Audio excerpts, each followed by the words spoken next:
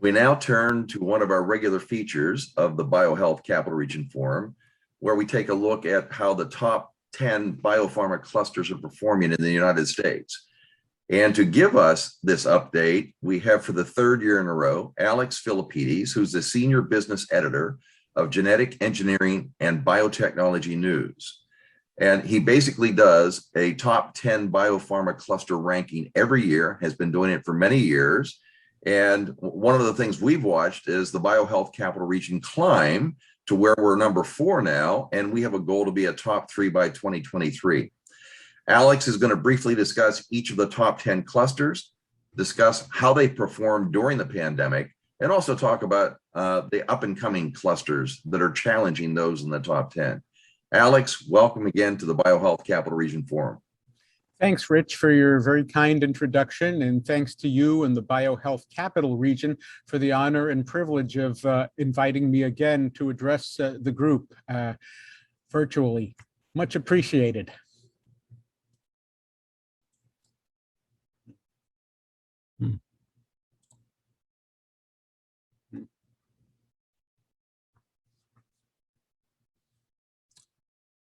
I write and report and edit for Genetic Engineering and Biotechnology News. That's GEN. GEN was launched in 1981 by Mary Ann Liebert as the first publication devoted exclusively to biotechnology. We're celebrating our 40th anniversary this year. Wow. GEN delivers critical, high-quality reporting in 6 specialty topics or pillars: cancer, drug discovery, omics, translational medicine, genome editing, and bioprocessing. Earlier this year, we launched Gen Edge, our premium subscription service for exclusive news and insights of critical interest to biotech industry executives and life science professionals. I'll begin by sharing some numbers about the recent and projected growth of the global and US biotech industries.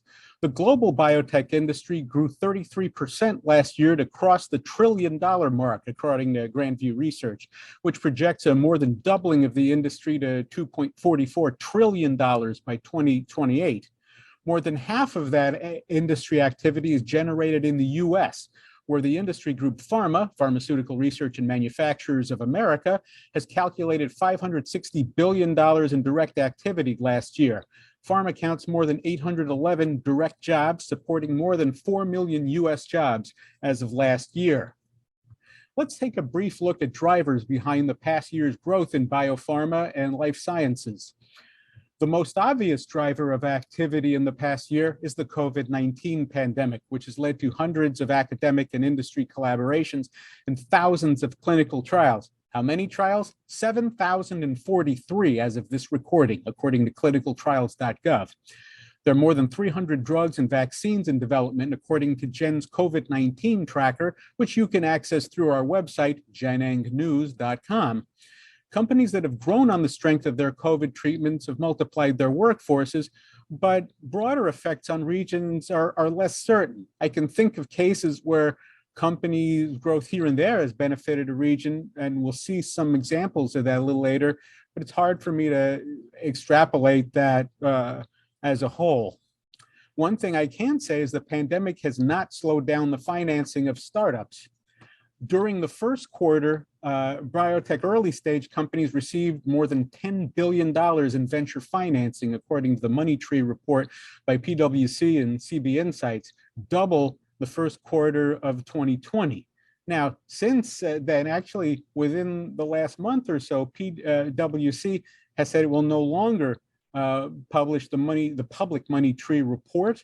But I can tell you the trend continued into the second quarter, according to PitchBook and the National Venture Capital Association, which recorded more than $20 billion in biotech venture cap activity in the first half of this year. That's up 37% from the first half of 2020, $14.8 billion, and more than half of the $27+ billion compiled in all of last year.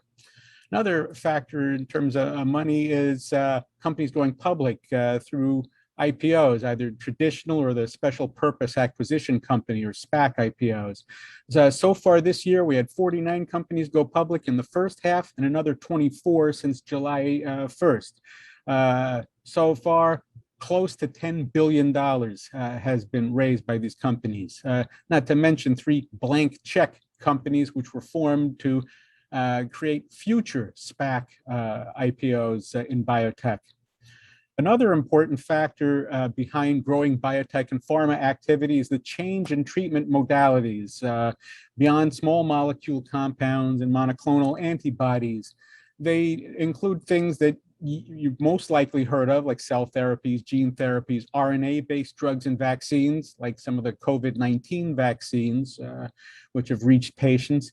The industry group for cell and gene therapy developers, called Alliance for Regenerative Medicine, has tallied up 1,320 ongoing clinical trials worldwide as of the first half of this year, 100 more than a year ago, of which 158 of those were in phase 3. That's almost 12%. As for RNA-based therapeutics, more than 400 therapies are in development, with the FDA having approved 10 therapies and another 22 being in US clinical trials. Also holding significant economic potential is synthetic biology, such as genetic engineered microbes, to develop drugs and other products like food and clothes. McKinsey has estimated approximately $2 trillion of annual direct economic impact from bioengineered products alone in the next decade. And yet another driver of activity, spatial biology, the study of tissues within their own 2D or 3D context.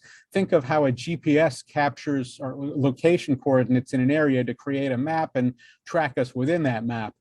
The top 5 private companies in spatial biology have raised a combined $300 million, while top 5 public spatial bio companies generated a combined $500 million in revenues last year. And that doesn't count corporate giants that are in part in the space and expanding within, like Bruker, for example. And that's according to a new list Jen compiled recently.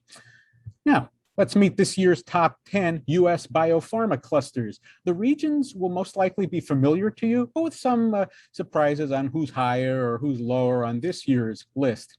Jen ranks the top 10 US biopharma clusters on 5 criteria.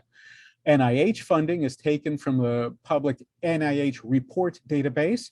VC funding, which in the first quarter I could take from the PwC CB Insights MoneyTree report, since it was compiled, those numbers were checked with regional biotech groups, which typically track more venture capital activity and thus more funding than national groups do, just because they have a closer finger, a closer ear to the ground, so to speak.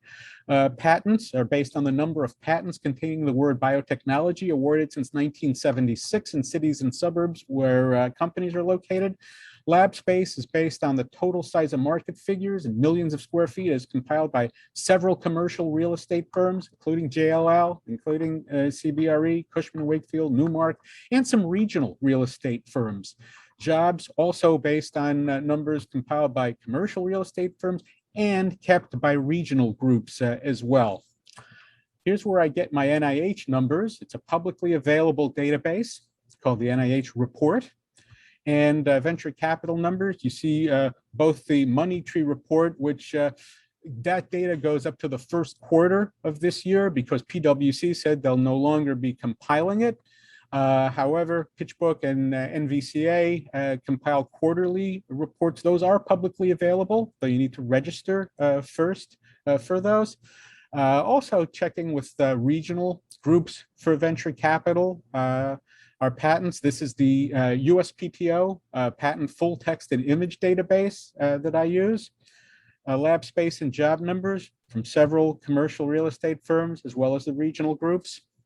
And we'll begin our top 10 by heading to the Midwest, the heartland, if you will, to Chicagoland. 5th in jobs, 9th in NIH funding, patents and VC funding, 11th in lab space. But a series of planned developments is likely to improve that low lab space ranking. Chicago's Economic Development Agency says nearly 5 million square feet of lab space is in development in the Windy City. A few examples: Fulton Labs, where developer Trammell Crow and entrepreneur John Flavin in May cut a ribbon to mark completion of a 14-story lab building in the Fulton Market section. Sterling Bay plans to break ground this fall on a 281,000 square foot lab office building at Lincoln Yards. In February, Chicago's Plan Commission approved the first phase, $3.8 billion, of a $7 billion 100-acre mixed-use project. And that first phase includes something called Chicago Arc Innovation Center, 500,000 square feet for a mix of life-sci users. And last year, the University of Illinois joined Governor J.B. Pritzker and Mayor Lori Lightfoot of Chicago to announce something, the 78. It's a $7 billion, 62-acre mixed-use campus on the South Loop. That plan is still pending, and some news reports even say that the project might include a casino. Talk about biotech being a crapshoot. More recently, within the last month, Spark Therapeutics had announced plans for a 1.2 million square foot manufacturing plant in Yangzhou, China. Sparks is based out of Mount Prospect, Illinois, and they're a cancer drug developer.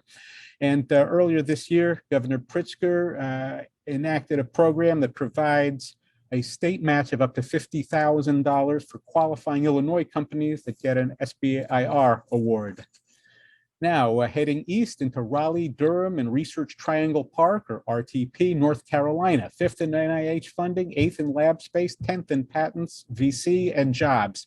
The ranking doesn't do justice to the quality of science, and especially companies in the region that it's attracted, especially in the recent years. What has kept the region in the top 10 is its attraction of gene and cell therapy and other biotech manufacturing sites. Biogen, for example, saying in March they'll build a gene therapy manufacturing facility at RTP. It would add 90 jobs to the 1,900 they already maintain at RTP. Other new facilities taking shape: Audentes Therapeutics, now owned by Astellas Pharma. They have a $110 million gene therapy production facility in Sanford that's said to start operations next year. Bluebird Bio last year opened its first wholly owned gene and cell manufacturing site at RTP. More than 100 people work there now. In July, Bluebird sold that plant to National Resilience. It's a La Jolla, California-based provider of biopharma manufacturing services, and the reason is part of a strategic alliance to develop cell therapies. Novartis Gene Therapies last year opened its own manufacturing site in Durham. Pfizer is expanding its gene therapy manufacturing in Sanford, North Carolina. They'd add 340 new jobs to a workforce of 650. And Fujifilm Diosynth Biotechnology said it'll build a $2 billion cell culture manufacturing facility in Holly Springs. That's a 25-minute car ride south of RTP. And an existing site that the company has. That would create 725 jobs by 2028, it is projected, and the company already has 600 jobs at RTP. Beyond cell and gene therapy, Tempus in August said it'll build a genome sequencing lab at RTP. They have assembled, Tempus has one of the world's largest libraries of clinical and molecular data for use in precision medicine. Eli Lilly said in July they're buying 102 acres at RTP. They didn't reveal the price, but did say it's next to where they're already building a $472 million, 460-job manufacturing site for injectable products and delivery devices. Grifols is expanding its blood plasma campus facility, in Clayton, North Carolina. And here's some overall stats. So far this year, nearly $3 billion of new project investment totaling 3,200 jobs has been announced compared to $2.3 billion only, and only 2,800 jobs for all of last year. So numbers keep growing as we head west to northwest to Seattle. And there, life sci growth in recent years has been reflected in encouraging job and money numbers. On the job front, JLL came out with a report earlier this year saying Seattle was the fastest growing area for jobs between 2016 and 2020. Venture capital, here's a number. $3.66 billion raised in the first half of this year. That's up 55% from a year ago, according to the regional, statewide group, Life Science Washington. And Some recent announcements include this one. Just Evotech Biologics in suburban Redmond, Washington, has unveiled something called JPod 1 US, and that's a 130,000 square foot manufacturing site where they'll make antibody therapeutics. That plant was built to manufacture antibodies for the Department of Defense to potentially treat COVID-19. And also growing Alpine Immune Sciences. Last year, they licensed rights to their lead product for systemic lupus erythematosus to AbbVie for $60 million up front, up to $805 million in milestones. And they received the first $45 million of that milestone money in June from AbbVie for clinical progress for that lead candidate. Seattle's seen a parade of IPOs. Sana Biotech raised $627 million just about in net proceeds from their IPO a year after they raised $700 million in private financing. Silverback Therapeutics, $255 million in net proceeds for a developer of targeted drugs versus cancer and chronic viral infections. Athera Pharma raised $146 million last year, regenerative therapy developer for Alzheimer's and Parkinson's. However, the shareholders were not happy in June when the stock tanked after the CEO was placed on leave due to allegations of altered images on 4 research papers. Impel Neuropharma raised $80 million in April, and Icosavax, $209 million for virus-like particle vaccines for COVID-19. They're a spin-out of the University of Washington, which last year opened a $230 million Hans Rosling Center for Population Health, whose goal, an ambitious one, is preventing the next pandemic. UW is one of many key institutions in the research ecosystem of Seattle, also the Fred Hutchinson Cancer Research Center, the Allen Institute, the Institute for Systems Biology, plus global health institutions like the Gates Foundation and PATH. Heading back east to the city of brotherly love and vicinity, Greater Philadelphia. It is 5th in lab space, tied for 5th with Seattle in venture cap financing, 6th in patents, 8th in NIH funding and jobs. The region has built a cluster within a cluster of cell and gene therapy, universities, researchers, companies, 36 companies specializing in cell or gene therapy, a workforce of 4,900 just in that little specialty, and pioneering researchers like Jim Wilson and Carl June from the University of Pennsylvania, one of numerous institutions in the region. Cell and gene therapy growth has also fueled something of a boom in lab space development, more than 3 million square feet of space under construction. The latest example is in downtown Philadelphia, where Plymouth Group is converting the long vacant Bud Auto Part plant into a 2.4 million square foot campus for cell and gene therapy companies called Bud Bioworks. Also downtown, Brandywine Realty Trust is building a 14-acre Schuylkill Yards campus across from Amtrak's 30th Street station. And there's one city, U-City Square, a $280 million, 400,000 square foot lab office building by Wexford Science and Technology with University City Science Center and Ventas. It's one of 4 projects taking shape on the U-City Square section of town. Among companies drawn there recently, 4 Biotherapeutics. It's a precision oncology company. They said in May they'll open their global HQ in Philadelphia, certainly for clinical, general and administrative and commercial operations, some manufacturing, but the discovery and functional genomics platform team will remain in Jerusalem. In the suburbs, King of Prussia, town of Upper Merion, the Discovery Labs is developing a $1.2 billion campus focused on cell and gene therapy development on an old GlaxoSmithKline property. In May, they signed a lease with the U of Penn to expand their gene therapy program. And the university focuses that program on developing therapies for rare and orphan diseases, as well as acquired and pandemic infectious diseases like COVID-19. Penn Medicine joins GlaxoSmithKline, WuXi Biologics, and the Center for Breakthrough Medicines, which offers preclinical through commercial manufacturing of cell and gene therapies and raw materials. Heading west to Los Angeles and Orange County, California. It's first in jobs, seventh in lab space and NIH funding, eighth in patents and venture capital. The region's building a subcluster of cancer drug developers. One good recent example, Neogene Therapeutics. They're based in Amsterdam, but the T-cell cancer immunotherapy developer said in June that they'll create a U.S. headquarters by leasing 38,000 square feet in Santa Monica that was formerly occupied by Kite Pharma. Now, why did Neogene move to Santa Monica? Their CEO, Karsten Linnemann, told the LA Business Journal it's because Santa Monica and the region have a concentration of talent in cell therapy. That talent is anchored by the largest cancer drug employer in the region, Kite, a Gilead company. They have 1,400 employees in the region, including their headquarters in Santa Monica and a manufacturing site in El Segundo. Investors in Neogene include Kite's founder, Ari Belledigrum, who is among investors in a venture capital firm based in LA and Boston called Vida Ventures. And in June, Vida closed an $825 million third fund. Capital supposed to go to early stage drug developers. Also, speaking of cancer drug developers, Xencor said in July they'll move their headquarters from San Diego to East Pasadena, returning to the region where the company was established back in 1997. Xencor will lease 148,000 square feet, more than 60% of 465 North Halsted.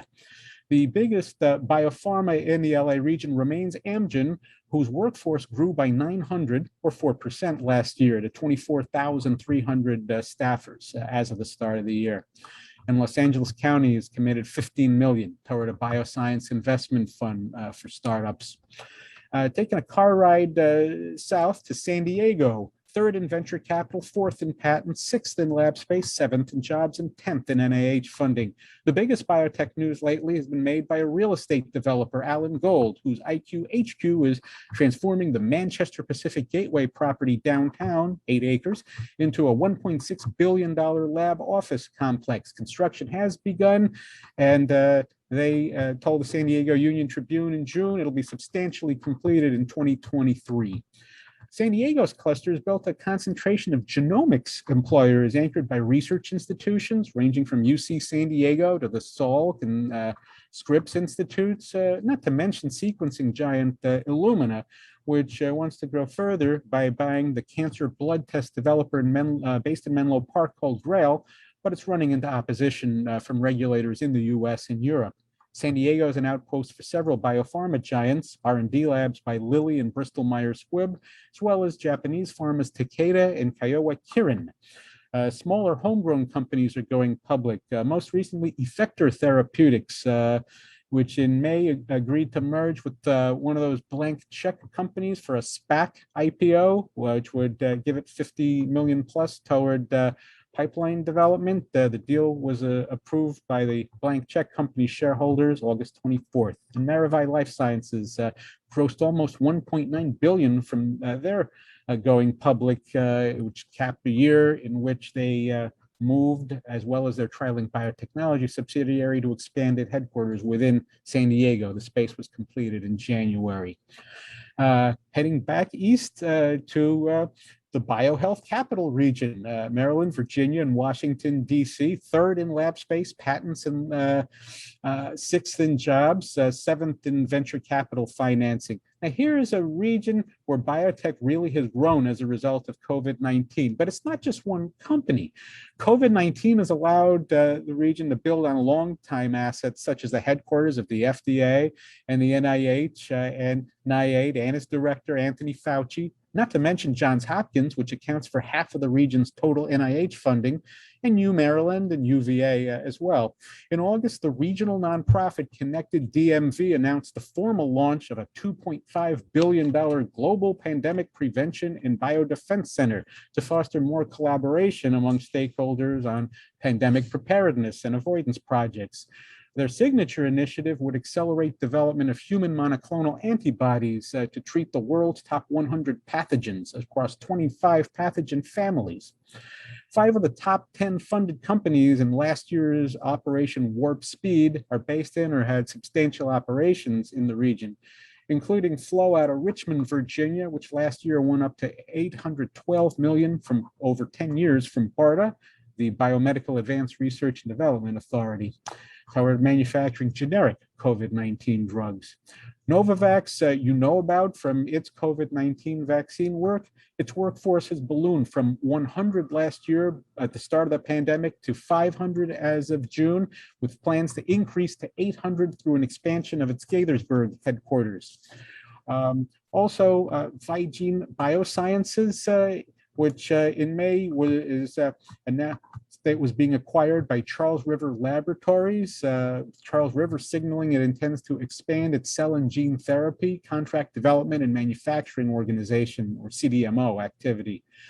Heading a little bit north into my home region, New York, New Jersey. Second in jobs and NIH funding, fourth in lab space and VC, fifth in patents. There's a growing pipeline of life science projects in New York City, 1.1 million square feet set to be built through this year, on top of some 850,000 square feet completed since early 2019. Among the key projects, the CURE building, as it's called, at 345 Park Avenue South, Deerfield Management's $635 million conversion, an old office building.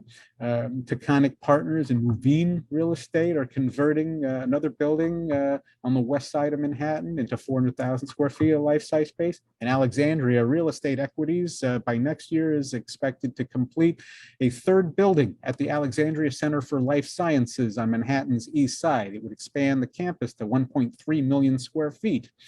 Alexandria has other projects in New York City. They completed one in Long Island City in December, and Alexandria also owns the Pfizer headquarters, which could be redeveloped in its existing footprint or could be expanded for additional lab space.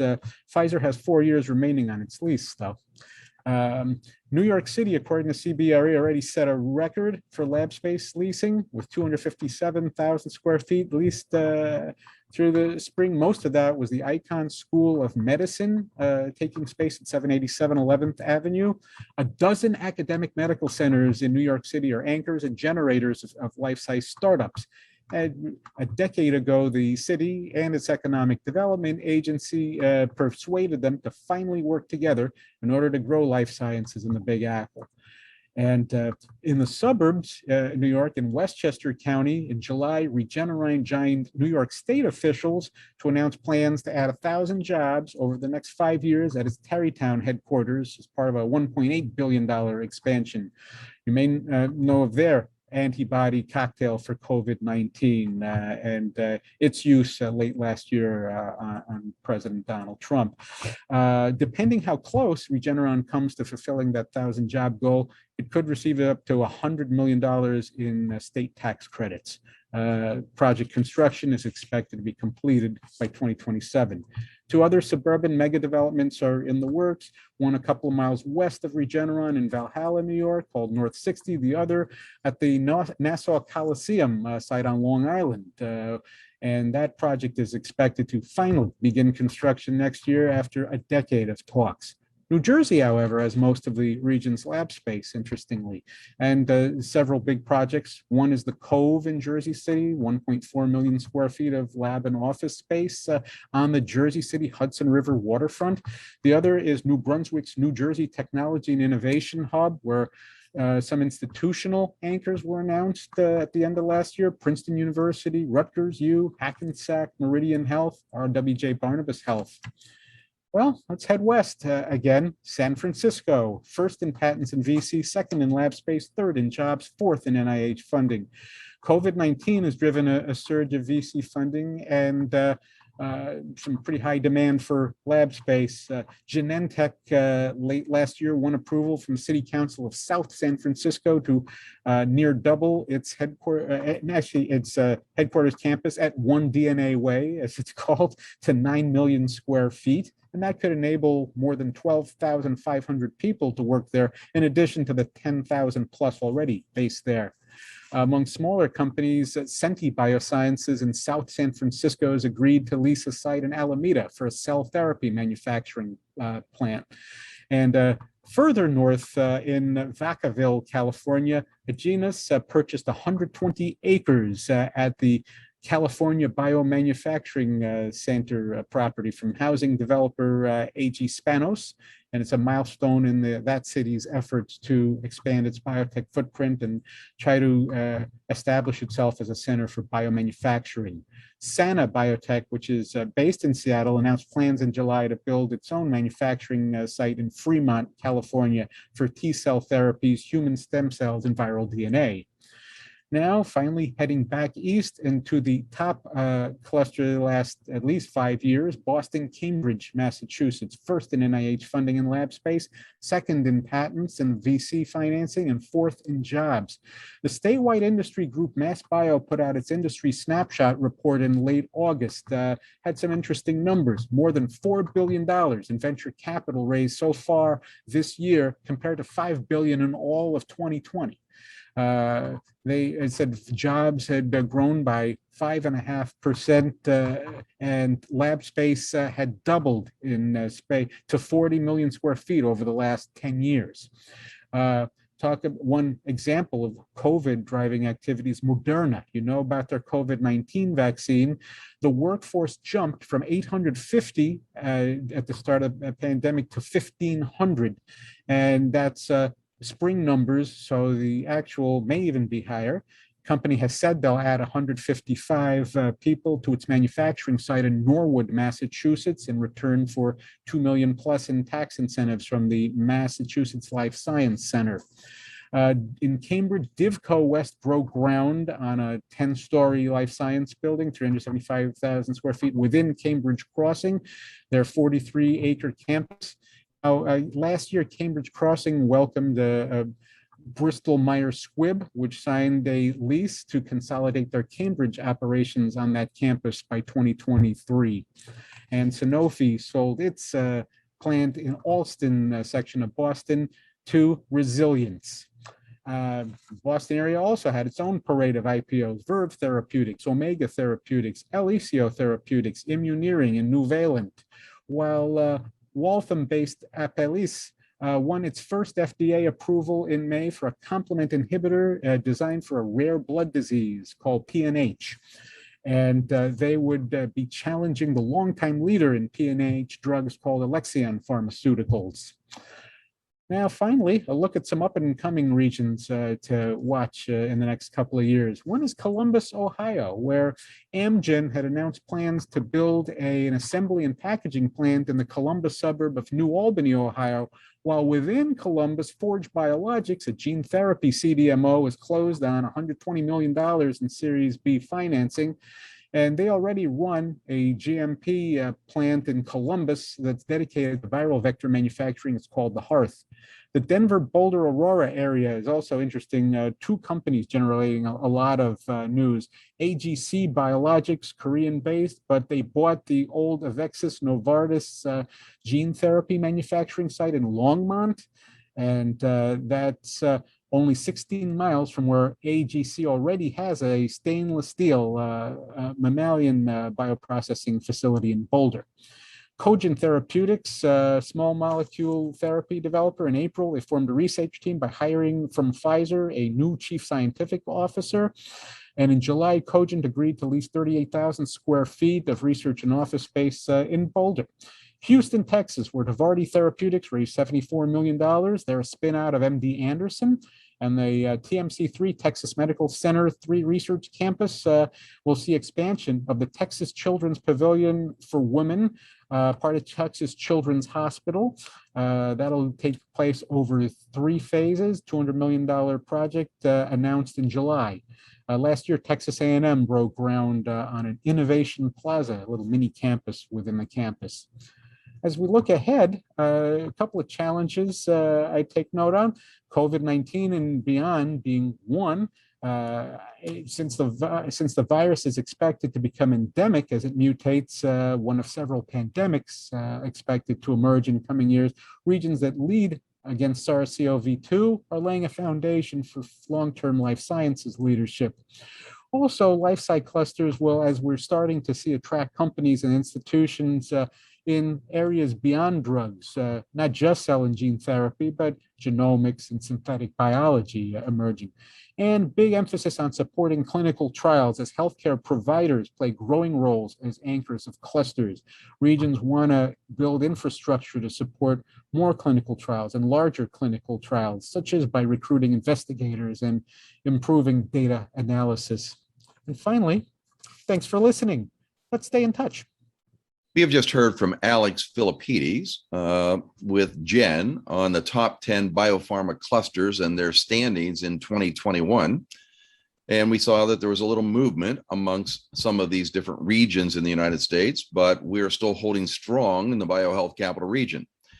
But in order to do a deeper dive into the BioHealth Capital Region, we have an expert. We have the Executive Managing Director and co-lead of JLL, Mid-Atlantic Life Science Practice, and also the Vice Chair of the BioHealth Innovation Board, Pete Briskman, to give us an overview of how well we've been doing in the BioHealth Capital Region. Pete, welcome to the 7th BioHealth Capital Region Forum. Rich, thank you very much. It's an honor to be here, and I want to thank you and the BHI team for having me on the panel. It's an absolute honor.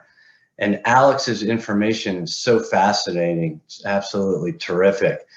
So I'm happy to report, as a cluster, the BioHealth Capital Region, we are doing fantastically well. What I'd like to do is a deeper dive into Alex's information related to the BHI cluster and talk about what really makes a cluster like Maryland, DC, Virginia do so well. My perspective is really coming from companies that are either located in our region or looking to relocate into our region, and some of the contributing factors that they look for when understanding a market. So for example, and Alex touched on this, it's very important to have a vibrant community, whether you're considering staying and expanding in a market or whether or not you're considering relocating to the market. And this consists of venture capital activity for funding, IPO activity, NIH funding, M&A activity, access to talent. What sort of talent can we get, and what sort of specific labor is available, particularly as it relates to particular job functions related to R&D and manufacturing.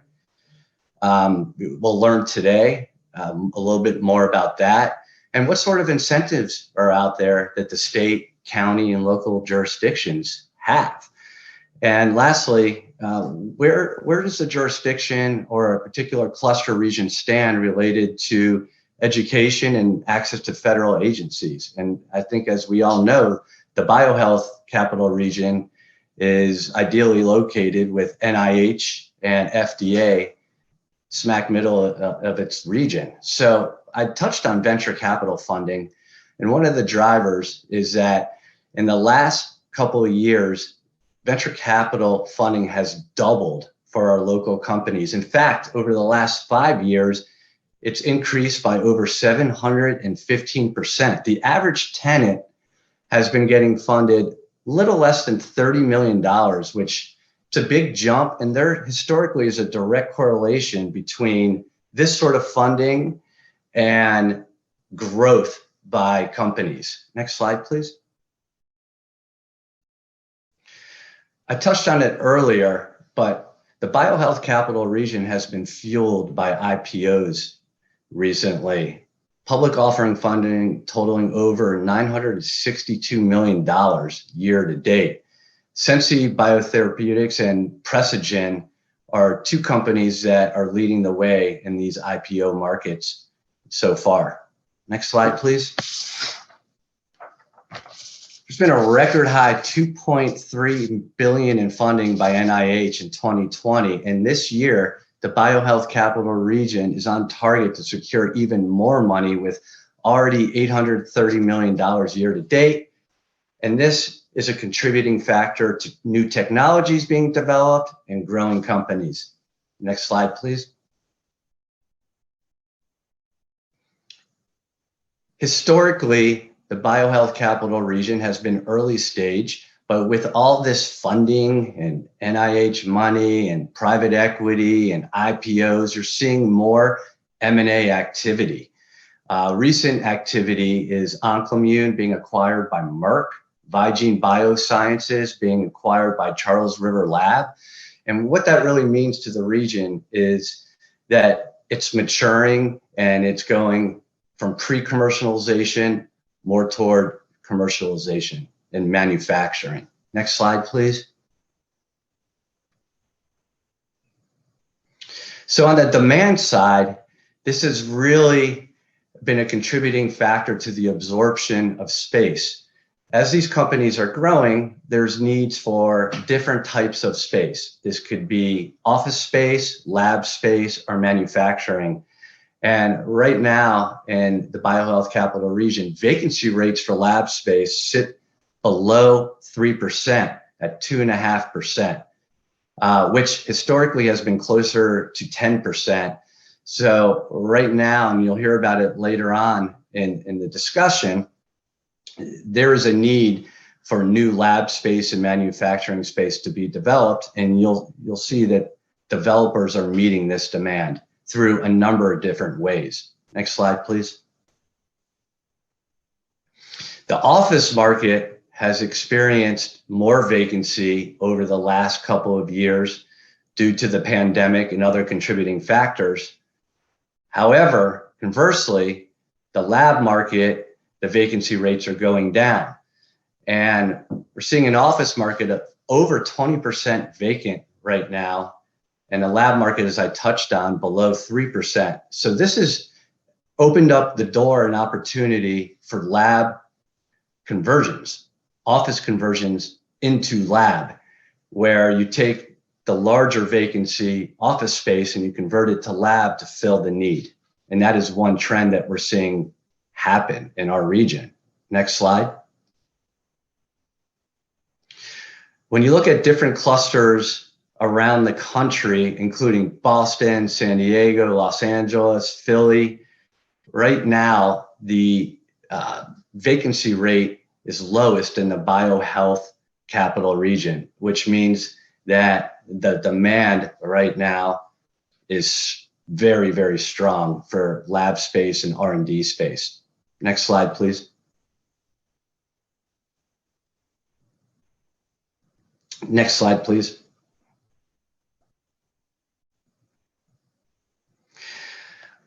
We're seeing an interesting rental trend where, because the demand is so low, that the rental rates are going up.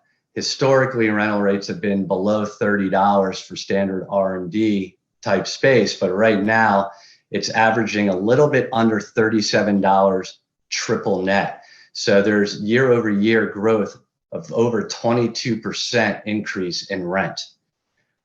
Next slide, please. But that's not such a bad thing. Looking at other regions and how the BioHealth Capital Region compares to some of the other top clusters, when you look at New York, the average rental rate for research and development lab space is $93.22 per square foot. Or conversely, in suburban Maryland and beyond the BioHealth Capital Region, the average is under $40 per square foot triple net. So less than half. Boston is $85 per square foot.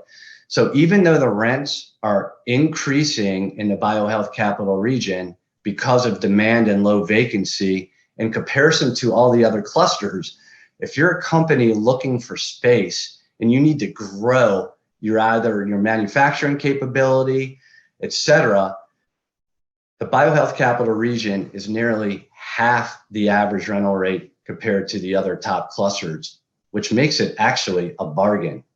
Next slide, please. So how is the BioHealth Capital Region tackling this low vacancy and anticipated future growth? Well, there's 10 million square feet of general lab supply in the region, with 246,000 square feet of new supply delivered over the last 3 years. and 364,000 square feet on top of the new lab supply of office product conversion.